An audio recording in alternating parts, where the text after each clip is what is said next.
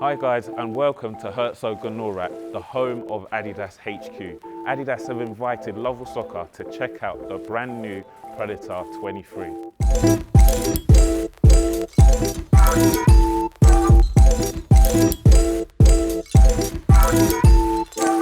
We've got so much lined up for you, so stay tuned for a first look at the Predator 2023. We'll be getting an in-depth insight from the innovation and design teams here at Adidas, as well as exclusive access to their testing lab where all Adidas boots are put through their paces on the famous robot leg. And that's not all, I'll be testing the boots right here at Adidas HQ on the Adidas pitch, giving our verdict on the new version. But before all that, let's take it back to where it all started.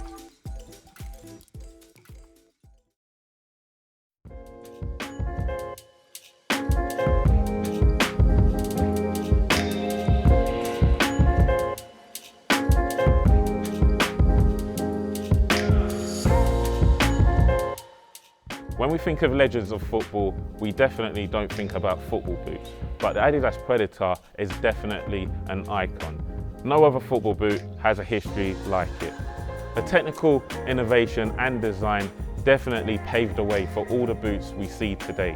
That black, white and red colourway brings back memories of legends such as Zidane and David Beckham. Since its first inception within the football world, the Predator has definitely been involved in some of the most iconic moments in football history. But where did it all begin? He's got courage by the cupful, this Aussie from Newcastle. Way back in the early 90s, ex-Liverpool midfielder Craig Johnston came up with the idea of adding rubber fins to football boots after seeing the amount of spin he was able to get on a ball while playing table tennis. And after many designs and rejections, Johnston managed to convince Franz Beckenbauer into wearing a prototype pair. He filmed it, and it was this video that convinced Adidas to create the Predator as we know it today. And it really is a stunning look. And this is what they came up with, the OG, the 94 Predator, released for the 1994 World Cup. This is the boot that started it all, the black, white and red colourway that is synonymous with the Predator brand. The boot had rubber elements along the forefront of the boot, allowing players to generate a lot more power. Not just that, more spin and swerve, taking their game to the next level. The upper was made out of kangaroo leather, which made it extremely durable, but also soft and comfortable. And the weight, a staggering 391 grams. Compared to the Predator Edge, which sits in at 260 grams, we see a reduction of a little over a third of the original weight. And we also see printed on the instep of the boot the name Johnston, who invented the rubber elements that we see on the boot. Interestingly, the first goal ever scored in a pair of Predators was by John Collins against Rangers. It's a magnificent goal by John Collins. From boot room to superstar, what a story. Next was the Predator Rapier, released in 1995, and essentially it was the same as the previous model, with the addition of a fold-over tongue. The Rapier was the first boot to be released in multiple colourways, releasing a limited white pair, paving the way for the multiple colours we see on pitch today. 996 gave us a Predator touch, and this is where it all started for a certain David Beckham. Having heard great things about the Predator, he asked Adidas to supply him with a pair for the opening fixture against Wimbledon. Unfortunately, they only had one size 8 available, which had been set aside for Rangers ace Charlie Miller.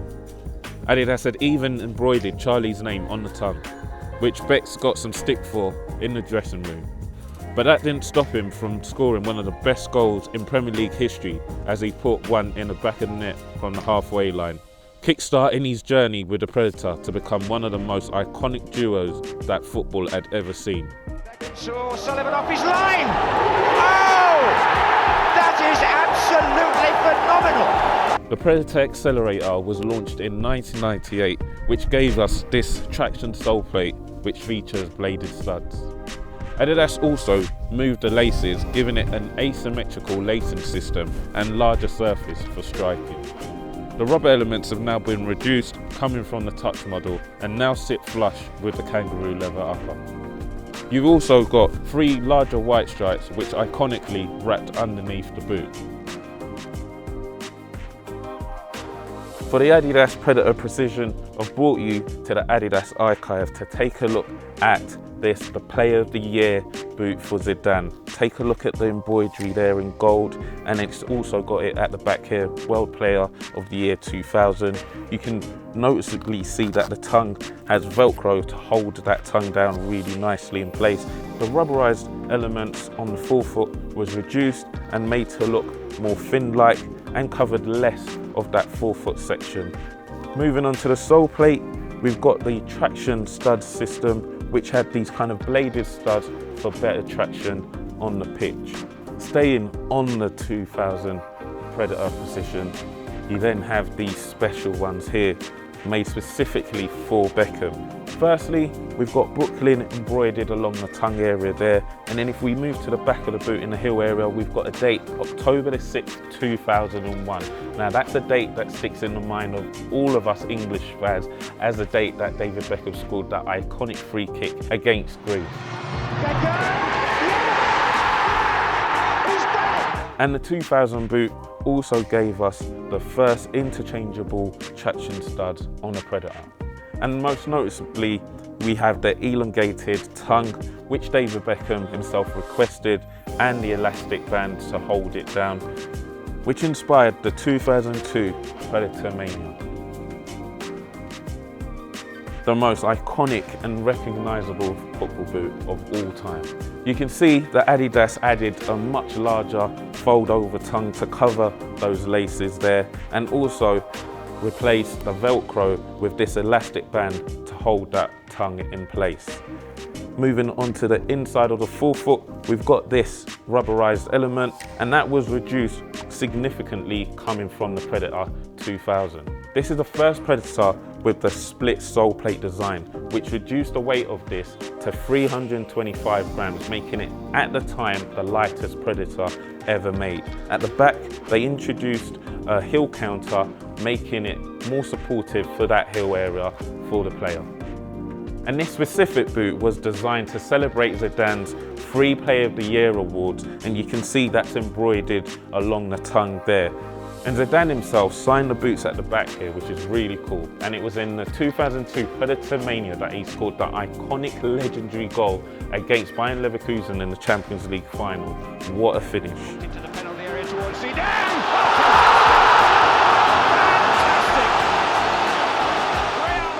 After a 3-year hiatus, Predator returned at the end of 2017. The 18 Plus was the first laceless Predator and featured a prime knit upper and control skin that helped with grip. Adidas also removed the iconic rubber elements along the boot and replaced it with these ridges along the toe box. You also had the stretchy sock fit colour, which helped with locking in your feet. 89th minute, there's a free kick on the edge of the area. Last chance to win this tie. What's he doing? He's changing his boots. After a mixed journey, 2020 gave us another wow moment for the Predator franchise.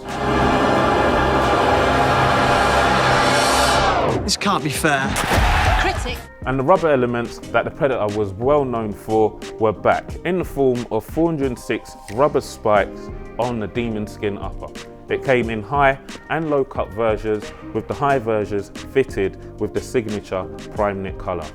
And this led to the current Predator Edge. The removal of the rubber spikes brings it closer to a Predator of old. The collar has definitely been lowered, with the colourway taking influence from the 2012 Predator LZ.